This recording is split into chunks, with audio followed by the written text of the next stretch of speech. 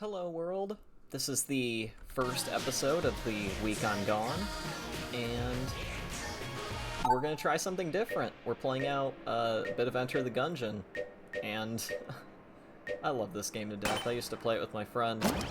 I used to go over to his house pretty much like all the time, and I'd play this game with him. I'm doing live commentary instead, so I hope you enjoy that, but you will be hearing my keyboard and mouse a lot, so there's that. I'm trying to do a bit of a live commentary thing to kind of just figure out how things work, you know? Kind of a different experimental sort of thing where I can be a bit quieter and I can be a bit, more in the zone and feature a bit more of my own life. Now, personally, my favorite character is the convict, but it is, I'll admit, one of the worst characters in the game. She's not great. But, you know, I have fun with her. Doesn't matter what really matters. Just having fun with characters you like. But again, all these characters play almost the same, so not like you're getting many changes there.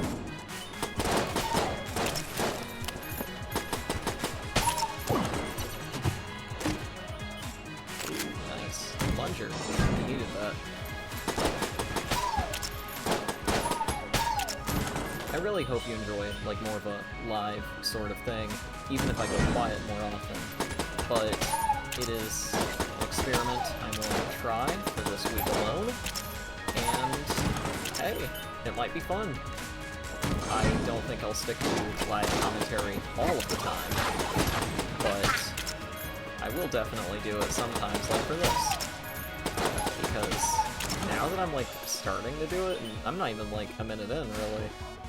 Well, not like 2 minutes in. I'm kind of enjoying this. I should have been doing this for a while now. Huh. Live commentary feels pretty chill, especially if you can hard focus on the game. It's not really as stressful as I thought it'd be. I just feel pretty good about myself. Anyway, yeah. I played with David, actually. I go over to his house like all the time to play co-op with him. I was always playing the cultist, who's my actual favorite character, because he's the second player, and he's pretty funny. I love him. But I really did enjoy that time together with him, because, damn, that was a fun game. We encountered a couple glitches. We were playing throughout the game's entire lifespan. It was like as it was updating. It wasn't like we bought it within. He showed it to me and really taught me the ropes of it. And it's what got me into a ton of roguelites and roguelikes that had similar features to, well, the whole genre, really. And it got me into a couple other games that you may or may not see down the line. But Enter the Gungeon, I feel, is one of the most... Oh.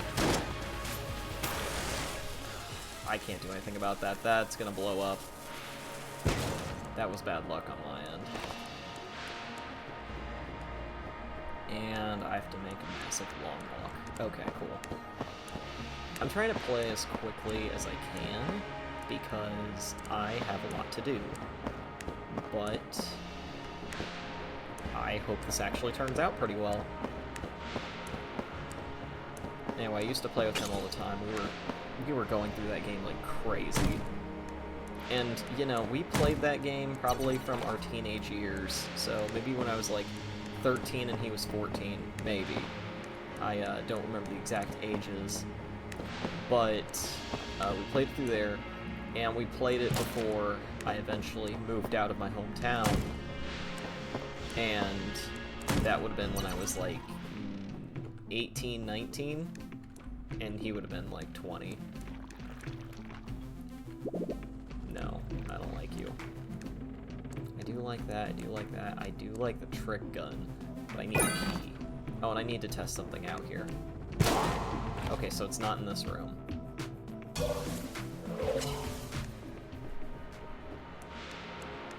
Anyway, this game, I can't explain much since I'm doing it live, and I get kind of hard focused. But Enter the Gungeon, shooter, top-down roguelite, where you fight enemies. They're all gun bullet-based, and there's a lot of jokes in there about guns.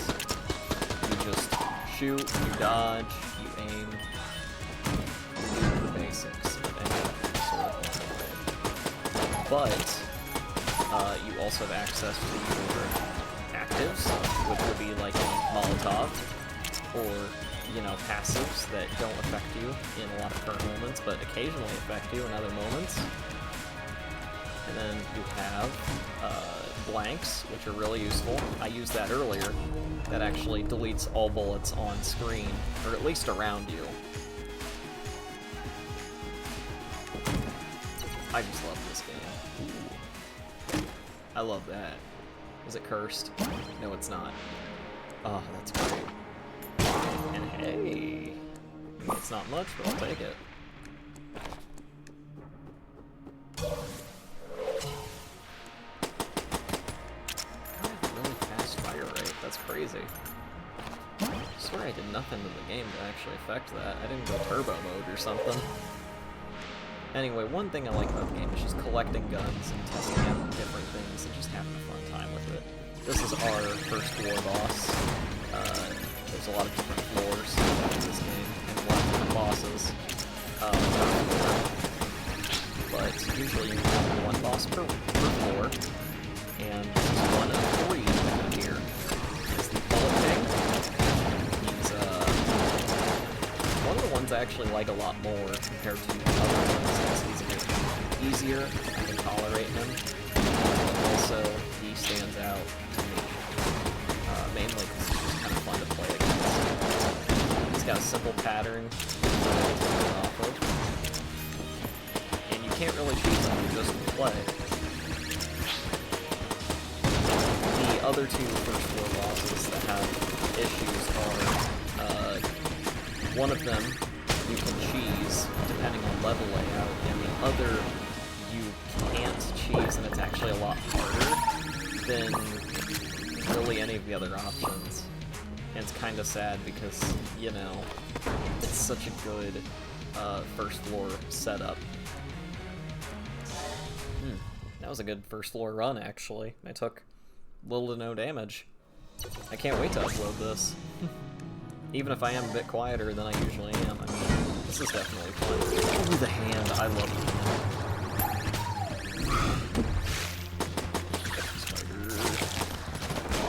Aw, man. Oh well, I'll have it eventually. You're gonna notice that when I get hard focused on a game, I rarely ever rage, unless it's like intentional. You know, intentional for me to get angry, or intentional for the game to make me rage. So with this game, I can't really do that. I actually get really locked in. I just start zoning out. Everything just kind of fits together nicely, you know? Like, I just play, I get in the zone, and I feel good. I'm not great at this game, but damn, I enjoy it.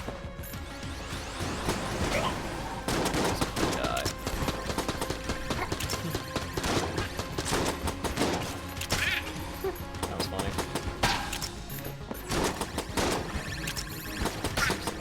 So fast. I love this item. I love this weapon.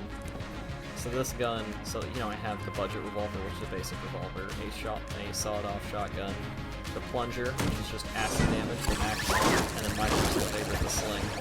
It's just a one-shotting machine. Well, mostly one-shotting machine. You can take out nerds like that wizard.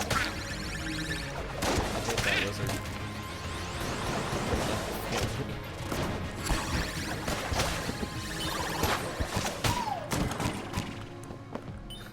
I'm kidding. That wizard didn't do anything to me. But if he did, that'd be funny. No, it wouldn't. I love my family. I love them a lot.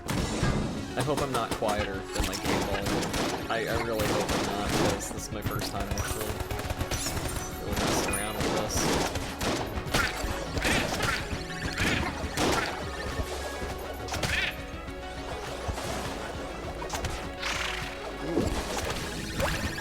So one thing I love about this game is it actually, oddly enough, takes a lot of inspiration from Dungeons and Dragons, which is really cool.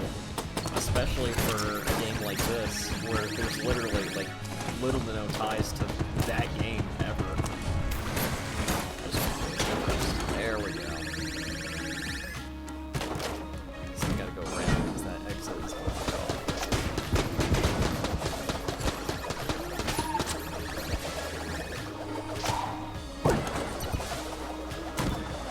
So the currency in this game is actually cases, which is kind of a neat thing. I didn't really know that until David brought it up like a long time ago, and I was like, "Yo, that's actually one of the coolest like currencies I've ever heard of in a game." Ooh, I can order a bullet, portable table, laser sight. Laser sight would be so good for the sawed-off. Ooh, that's tough. But this one has to have exactly what I want. Flash ray isn't great, but we can do, so we can do some other stuff with it. And we also need to spend some money on another key, probably. Oh, the Mega Hand. Oh, that's tough. Oh, and I need to buy that key eventually. If I ever do future runs. Well, I probably will. You know me. I always come back. That was not a FNAF race. That was not a FNAF reference, I swear. I promise.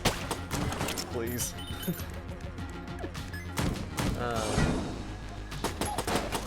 The reason why I'm quieter is because it's like late at night, and I am like kind of tired, and I'm zoning out.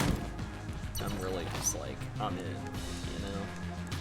Sometimes I get tired in the early morning, and I just sound terrible. Like, sometimes here, like, this is the kind of tired I want to be, so the door exits there, so it could be down here. I guess that's not it. This is the hallway that leads this way.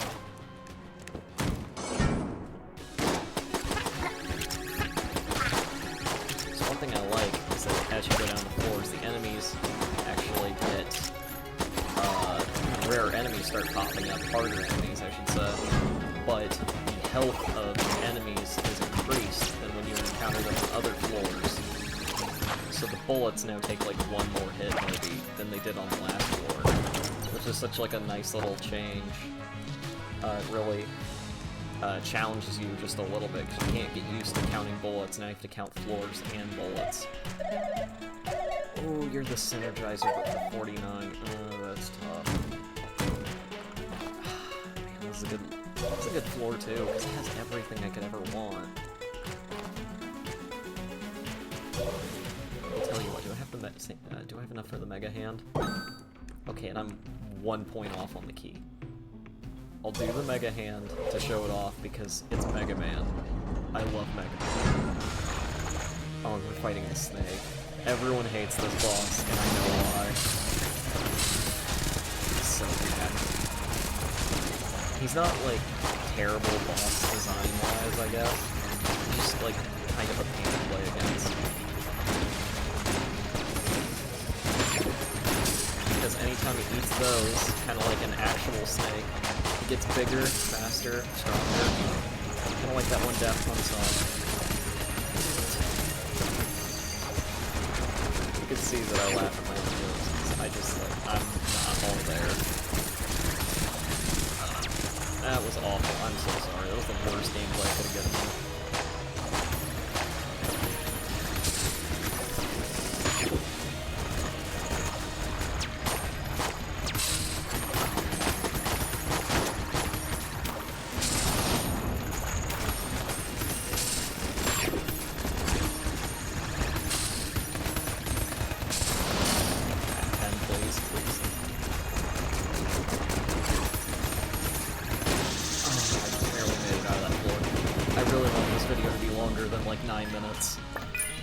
I was begging so hard. Ooh, the Energizer, that's pretty good. Oh, I got a key, so now I can do this, and I don't have to pay my money for that one. Plus 1 bullets, let's go. That is insanely useful.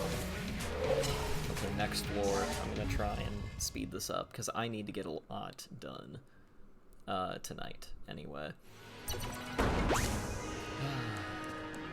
Late nights with Eire. This is what life is like. You know, it's a thing. I actually enjoy this. I miss my nights where I was just gaming, like, late at night. Like, really late at night. And school was crazy, you know? I just didn't wanna... There we go. Now, when it came to school, I was, like, you know, decent at it, but the late nights that I spent gaming before school night, we were on a school night, I miss those. Ah, damn. I actually died. Well, guess that's the end of this one. I'll stick around because I need to purchase a couple things. Ooh, I got the sponge from last time, that's right. I need to return to the breach.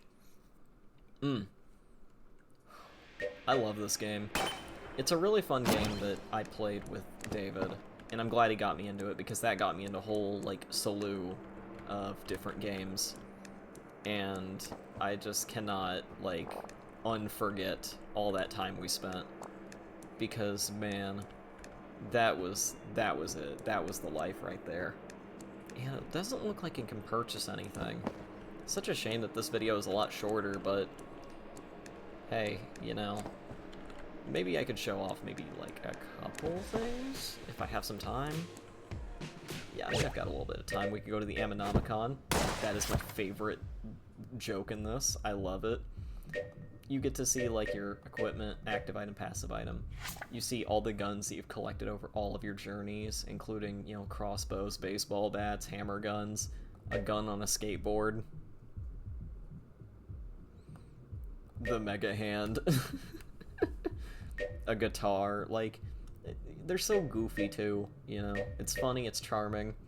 Then, like, regular items, active or passive, they're just nice. And then, like, actual enemies, there's so much, like, character and flavor in this game. I love it to death, because there's so many just different things. It really makes me happy to be able to play a game like this, that's this, charming, so to speak. It just, yeah, the Lead Maiden, that's pretty funny. I love that. Mimics are in this game. And then, like, bosses, you get to actually see, like, the boss listing and everything. So, like, first floor bosses, we fought the Bullet King, and he has his own little thing. The one we fought was the Ammoconda. He is a really hated boss. Man, this takes me back. And, you know, especially for such a short episode, I wanted to at least spend some time on this and really highlight just like one of the first games I ever, not one of the first games, one of the games I got to play that was with David, specifically, because man, he's great, he really is. And you know, David, whenever you're watching this, I know it's gonna be early, specifically when this episode comes out, and we're probably gonna be busy. But, hey, whenever you watch this, happy birthday, man. I'm really, really happy for you. I'm happy for you, I'm proud of you. You're a great dude, and I'm glad you're there for me in my life. And I think that's where I can end this episode off. Because, man, I made this, you know, a nice little short episode. And, hey, like and subscribe, and I'll see you all around, okay? Bye.